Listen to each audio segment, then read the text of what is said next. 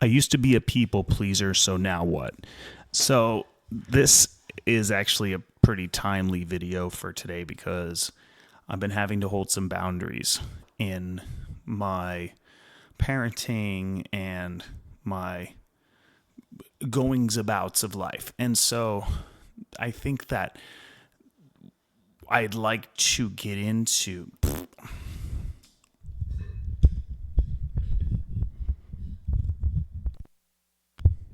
All right,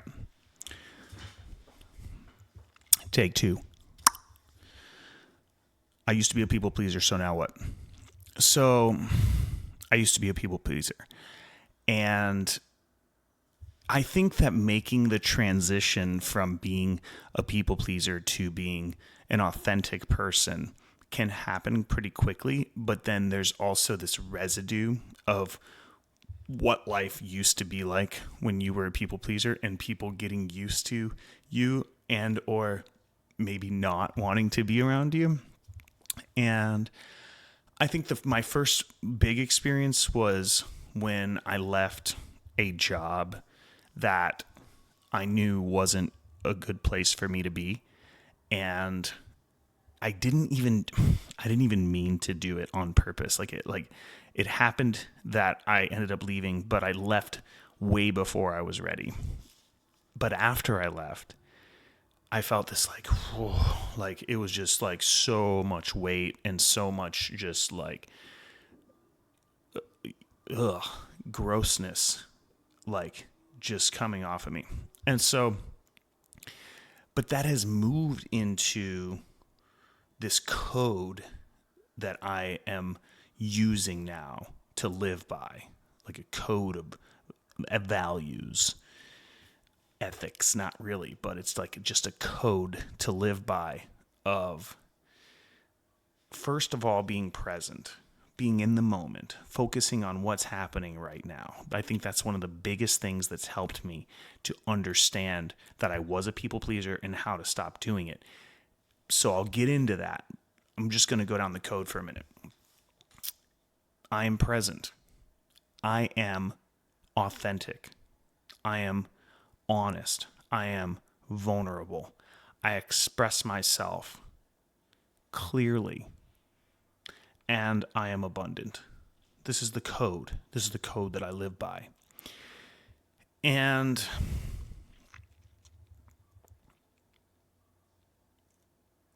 being authentic and saying what's real and what's honest and what I'm truly feeling has been a big issue for me for most of my life. And I have meditated on it and gone back to certain periods of my life where I felt like I saw a lot of arguing or I saw things being very, very tense, and that scared me, and I was afraid. And so instead of learning more as a child, I really didn't know to do that necessarily at the time. And so instead of really trying to learn more, I reclused and I went away. I ran away from tension. And so I never really learned how to manage tension, how to be okay with tension in a situation. And I don't know if you know the Back to the Future reference, but it's kind of like, being what I call a George McFly, someone who doesn't stand up for themselves, someone who lets people walk all over them, somebody who's overly nice, who is an overgiver, who is always seeking validation from the outside world and looking for validation from the outside world. And I've been that way for as long as I can remember.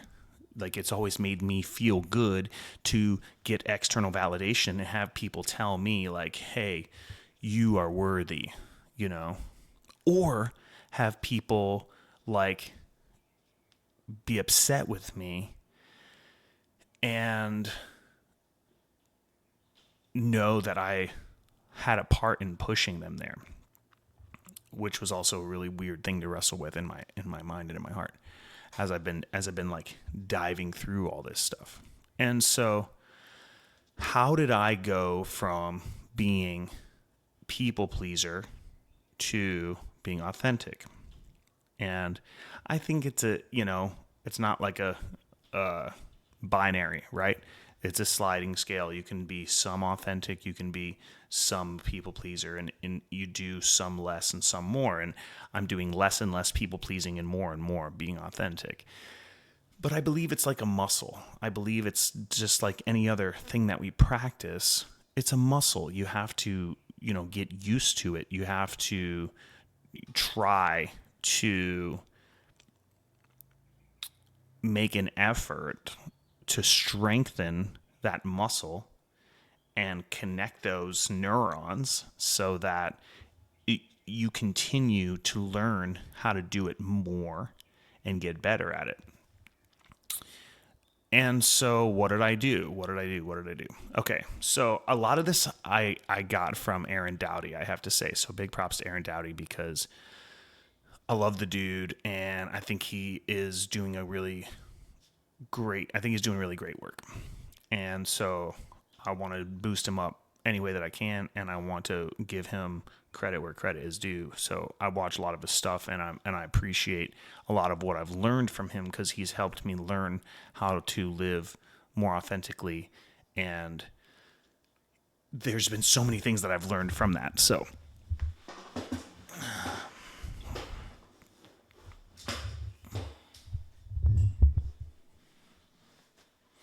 well, that was weird. All right. Anyway, so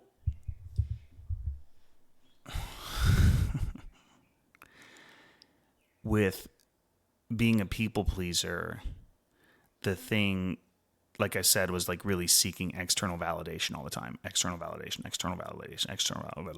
all the time. You're looking for somebody to tell you that you're good enough. You're looking for somebody to give you praise. You're looking for somebody to, be what you won't be for yourself. Which is really hard life to live. And you're not able to like really get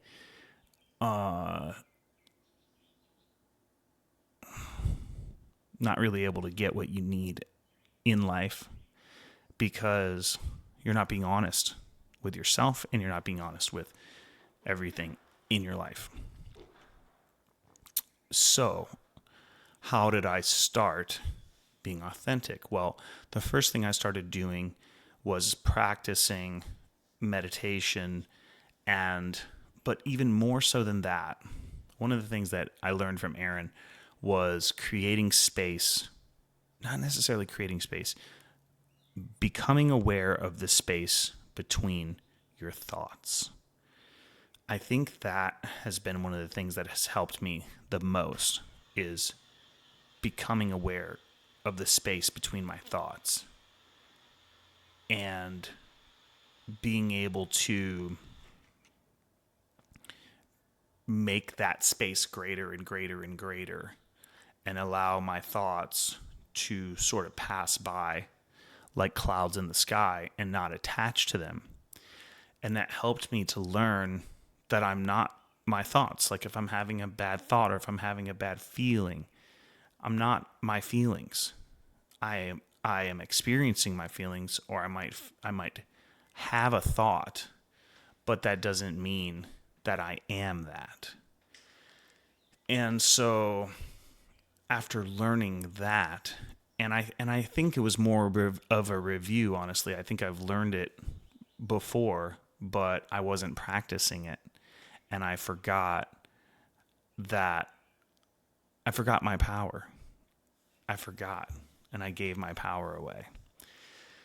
And so being present in the moment, first of all, noticing what's in front of me in my environment, noticing my body, my hands, my eyes, my mouth, everything, my hair. What can I feel? What can I taste? What can I smell? What can I hear? What can I see? All of those things and coming down to an experience of being mindful in the moment. Then what I like to do is I like to close my eyes. And when I close my eyes, I imagine the sky. And I imagine it being a clear blue sky. And I imagine that clear blue sky being my mind, but also being infinity, the entire existence at all, ever. Infinite existence in time and space. And then if a thought comes up, I just sort of let it move through my mind without attaching to it, without really thinking like, oh, I have to do something about that. And I just go back to the clear blue sky. And in focusing on the clear blue sky, it has helped me to learn more about the essence of who I am and who I was when I was born, without any judgment, without any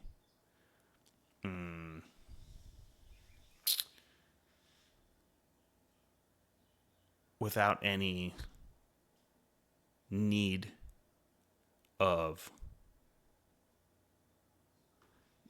filtering, but just expressive.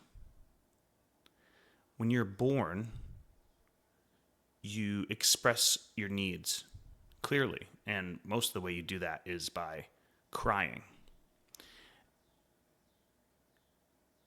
And then you start to learn different gestures, and then you start to learn different sounds.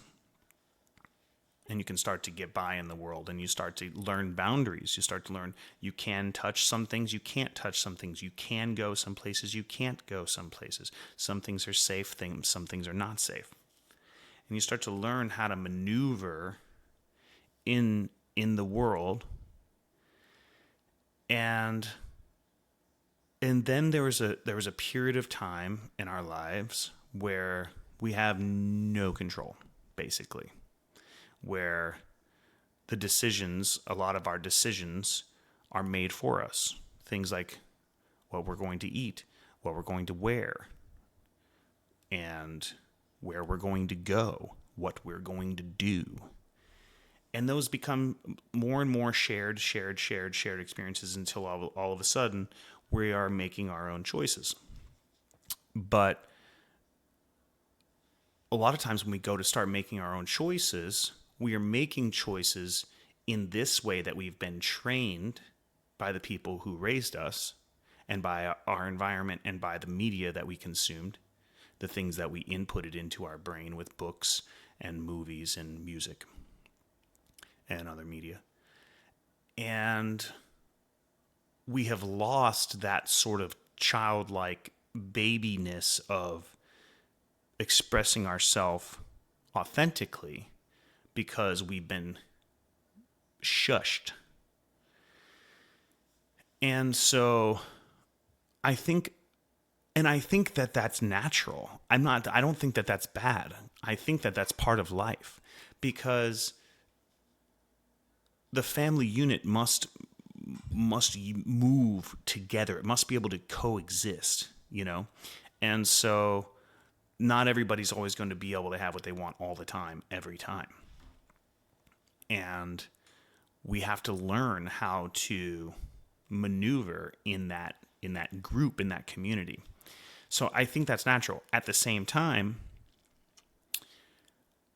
eventually, as an adult, I feel like we have to come back to this place where we can start to realize more of who we truly are before we were put on a certain path. And the more time that I spend closing my eyes and in that blue sky and letting myself have space between my thoughts and not attaching to them and not feeling like I have to do something to be worthy, like I have to do something to be safe, but that I am here now in this moment, and this moment is the only moment. This is all we have, is the now. The past is gone, the future does not exist, and all we have is this moment. And the more that I pay attention to this moment, the more I realize how precious it is. And so if I'm not being honest, if I'm not being authentic, if I'm not saying how I truly feel or making it clear what my boundaries are, of course, there's going to be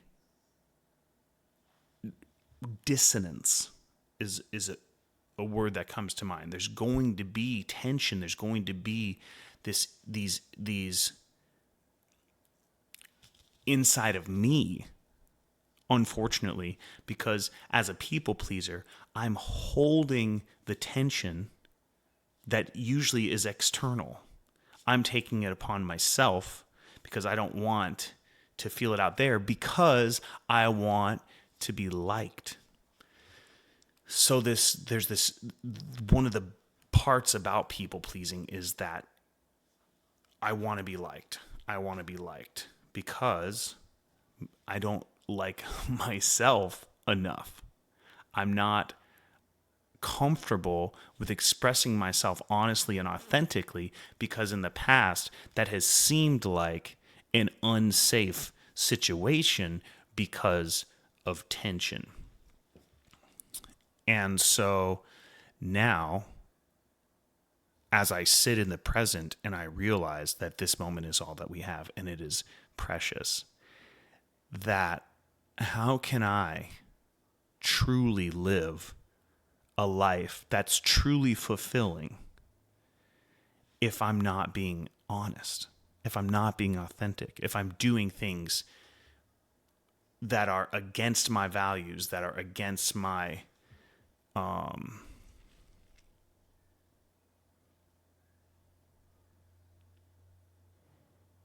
my values, that are against the way that I want to live my life. You know, for instance, for example, I have been a professional piano player for many, many years. And I've played piano in all sorts of different configurations and environments. But one of the ones that has stood out to me that has been the most difficult is nightclubs and bars, because I don't really like alcohol. I don't really like what alcohol does to people, especially when it's consumed in a gulping, extreme sort of way. And it makes me super uncomfortable. But as a youngster, people pleaser, I really wanted to just play piano in front of people, almost in front of anybody. It's like I gave everything away. I gave away my creativity and I gave away my art because I just wanted to be liked. And so I found myself playing in a lot of bars for a long time where people are drinking, drunk, stumbling over themselves. And it was so, I didn't like being in that environment. I didn't like being around those kinds of people in that way. And I used to drink. I was a heavy drinker, and I think that's one of the reasons why it makes me so uncomfortable. And I used to tell myself, like, no, you have to put yourself through this. You have to do this because, like, this is part of what it is, part of what being a musician is all about, like a professional performer. And I was really, and I found myself, as I reflect on that, really taking the media's perspective of, like, you must do this thing, and not my own. And that's where people pleasing really comes into play. That's what really makes it a thing, is when you are taking on or acting in the mind or the mindset or the ideas of something or someone else that has been put on you, but are not true to you, to how you want to live. And I found that I would never get to the life that I truly desired until I really started to stop people pleasing and stop caring about what everybody else thought about me, and to begin being authentic and saying what was real. Because here's the thing. There's this risk, right, in being authentic. There's a risk that when you are authentic, that you're going to repel a certain life that you think you need, or that is it's like your safety blanket, this life. But it's really the opposite.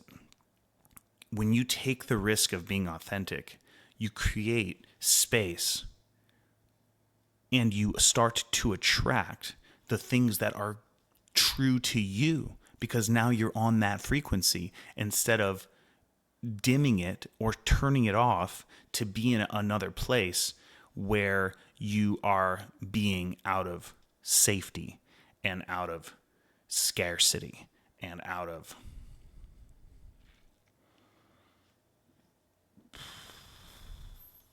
those things.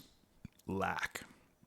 Now, I will say, as I said in the earlier part of the video, there are seasons, and there are these things ebb and flow. I think eventually, once you get good at it, it's like one way. You start to get better at one way, but it really is a muscle.